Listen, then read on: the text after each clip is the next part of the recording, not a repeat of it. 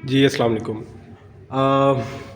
Market से एक new kit जो है वो हमें रिसीव हुई है, जिसके ऊपर हमने अपने फर्मवेयर की वेरिफ़िकेशन करनी है। तो वेरिफ़िकेशन का प्रोसेस मैं स्टार्ट कर रहा हूँ। इसमें 95% चांसेस है कि अगर आप हमारा फर्मवेयर अपनी किट पे चलाते हैं, तो वो सक्सेसफुली चलेगा। इन केस के अगर कोई प्रॉब्लम्स हैं, तो आपको कैलिब्रेशंस परफॉर्म करनी पड़ेंगी, या फिर आपको चेक करना पड़ेगा कि आपके हार्डवेयर में क्या फ़र्क है। वैसे जितनी भी मार्केट में किट्स अवेलेबल हैं, जो भी मैन्युफैक्चरर्स हैं, वो सभी एक ही तरह की किट बना रहे हैं, और प्रिटी मच जो सर्किटरी है वो सेम है। इस किट के ऊपर कुछ चेंजेस हैं, काफ़ी बेहतर लग रही हैं ये चेंजेस। इसमें जो एक चेंज है वो ये है कि ऑपरेशनल एम्पलीफायर जो है वो LM324N लगा हुआ है, बजाय एक 393 के। तो ये लगा हुआ है, और 358 के। तो और बाकी कुछ और चेंजेस हैं, फ़ैन की चेंजेस हैं, सीटी की कुछ चेंजेस हैं, और कुछ पार्ट्स जो हैं वो थोड़े डिफरेंट लगे हुए हैं। तो इस पे अपना जो फर्मवेयर है हमारा, उसको हम किक ऑफ करते हैं और देखते हैं कि इसके फीचर्स फुली सपोर्टेड हैं, प्रोटेक्शंस वर्क कर रही हैं या नहीं वर्क कर रही। ओके, सो स्टार्ट करते हैं। डिस्प्ले ऑन हो गया है। अब सॉफ्ट स्टार्टर जो है वो ऑन होना चाहिए।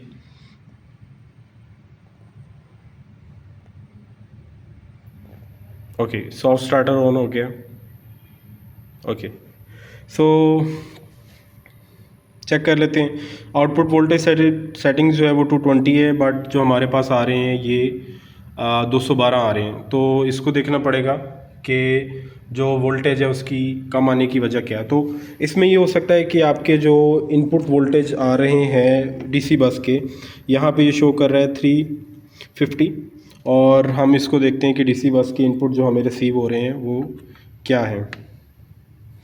तो ये आ रहे हैं 331 तो वोल्टेज कम आ रहे हैं, लेकिन सिस्टम जो है वो ज़्यादा दिखा रहा है। तो इसको कैलिब्रेट करते हैं। आप कैलिब्रेट करने के लिए जो है वो एंटर का बटन प्रेस करेंगे, और अप एंड डाउन से आप नेविगेट कर सकते हैं।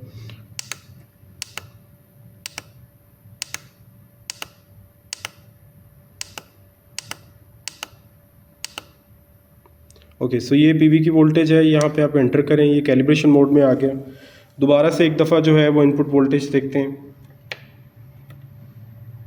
331। सो इसको हम जो है वो सेट कर देते हैं 331 पे। अगर आप लॉन्ग प्रेस करते हैं तो इंक्रीमेंट जो है वो स्पीड में होगा। अगर आप एक दफ़ा प्रेस करते हैं तो आपका 1 या 2 नंबर का इंक्रीमेंट आएगा। चलें, इसको एग्ज़िट करते हैं। इसके बाद जो है वो लास्ट पैरामीटर पे जाते हैं, सेव।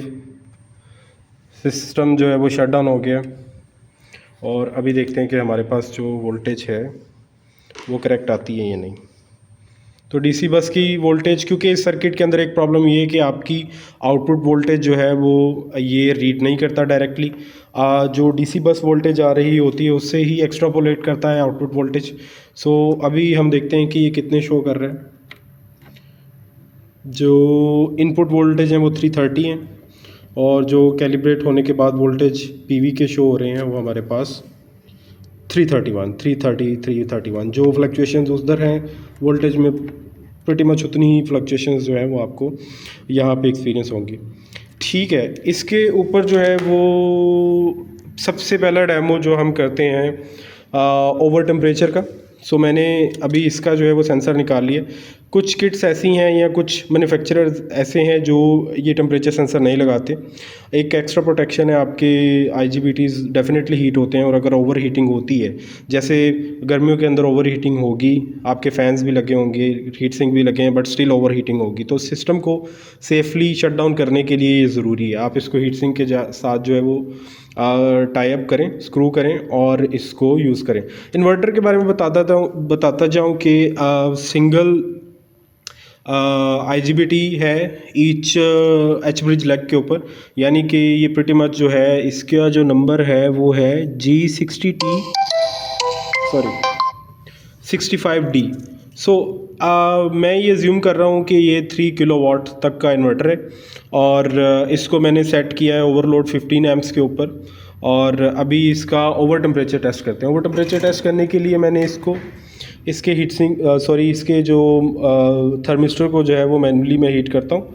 तो अभी देखते हैं कि सिस्टम जो है वो ओवरलोड स्टेट में जाता है कि नहीं। सो सिस्टम में भी बंद हो गया और आपका डिस्प्ले के ऊपर जो है वो लोड भी ख़त्म हो गया। अभी इसको जो है वो ओवर टेम्परेचर का एरर F2 देना चाहिए, तो ये दे रहा है और आपका सिस्टम जो है वो सेफली शट डाउन हो गया। अभी इसको कूल डाउन करते हैं और देखते हैं कि आपका सिस्टम जो है वो रीस्टार्ट होता है या नहीं, और किस तरह से रीस्टार्ट होता है। तो सॉफ्ट स्टार्ट परफॉर्म करेगा। दूसरी बात याद रहे कि अगर आपने सिस्टम के अंदर ओवर टेम्परेचर सेटिंग में जाके रीस्टार्ट अनेबल रखा हुआ है तो तभी ओवर टेम्परेचर की सूरत में ये रीस्टार्ट होगा, अदरवाइज़ ये रीस्टार्ट नहीं होगा। हम अभी इसको, आपने देखा कि अभी खुद से ऑन हो गया और टेम्परेचर नॉर्मल हो गया, तो हम इसको ऑफ़ कर देते हैं और उसके बाद हम चेक करते हैं कि हमारा सिस्टम किस तरह से वर्क करता है। ओके, सो अभी ये डेमो होगा कि आपका ओवरहीट का एरर दोबारा आएगा और सिस्टम को रीस्टार्ट नहीं होना चाहिए किसी भी सूरत में, यहाँ तक कि अगर यूज़र जो है वो ख़ुद आके उसको रीस्टार्ट करे। ओके, सो सॉफ्ट स्टार्टर से ऑन हो गया। अभी दोबारा इसको हीट करते हैं। ओके, सो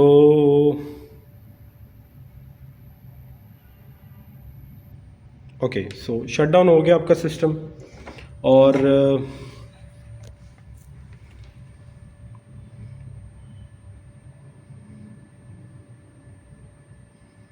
अभी थोड़ा इंतज़ार करेंगे ताकि हमें कंफर्म हो जाए कि सिस्टम दोबारा रीस्टार्ट नहीं हो रहा।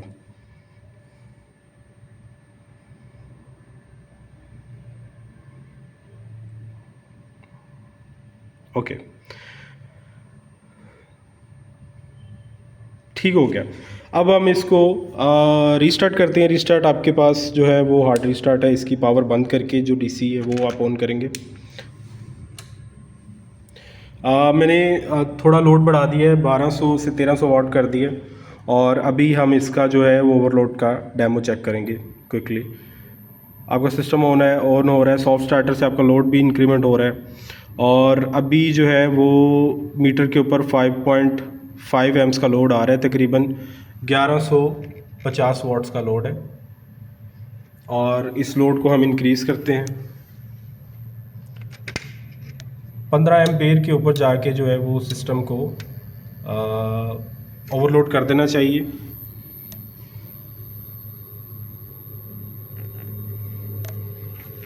अभी सिस्टम ओवरलोड स्टेट में है, सिस्टम शट डाउन हो गया, लोड आपका जो है वो ज़ीरो हो गया।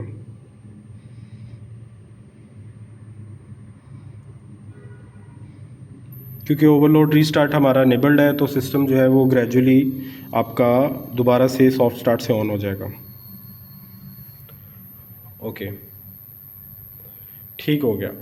अच्छा, एक चीज़ मैं आपको बताता जाऊं कि जो भी मैन्युफैक्चरर्स ये इन्वर्टर बना रहे हैं, तो आपका जो ये आप करंट ट्रांसफार्मर यूज़ कर रहे हैं ये 15 एम्प्स तक सपोर्टेड है। 15 एम्प्स तक ये बिल्कुल सही रीडिंग्स देता है और 15 एम्प्स से ऊपर जो है वो आपको रीडिंग तो दे देगा लेकिन प्रॉब्लम करेगा, एक्यूरेसी में और रिपोर्टिंग में काफ़ी डिफरेंस आना शुरू हो जाएगा।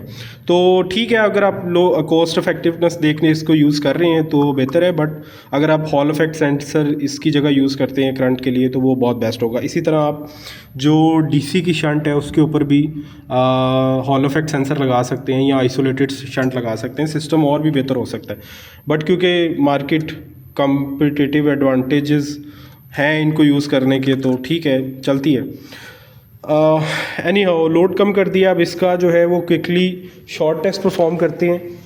इसके शॉर्ट टेस्ट के अंदर कुछ प्रॉब्लम्स थी हार्डवेयर के अंदर, बट वो रिज़ॉल्व हो गई हैं, कोई मेजर प्रॉब्लम्स नहीं थी, बट इसको जो है वो रिज़ॉल्व किया है और ये जो भी इसके अंदर अपडेट्स हैं वो हम यूज़र को बताएंगे। मेनली जो है वो समटाइम्स हो सकता है कि अगर आप डिफरेंट रेजिस्टेंस नेटवर्क और या डिटेक्शन सर्किट डिफरेंट यूज़ कर रहे हैं, या अगर आपका जो एम्पलीफायर यूज़ हो रहा है डिटेक्शन करने के लिए वो सही नहीं है या अच्छी क्वालिटी का नहीं है या ओरिजिनल नहीं है, तो वो भी प्रॉब्लम कर सकता है। तो इसको अभी शॉर्ट सर्किट करते हैं और उसके फ़ौरन बाद वीडियो एंड करेंगे। Thank you. ओके जी, शॉर्ट सर्किट हो गया और आपका जो सिस्टम है वो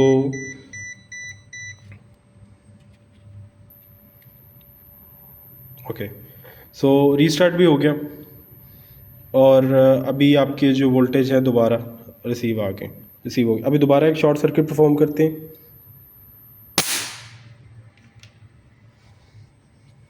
okay, thank you so much.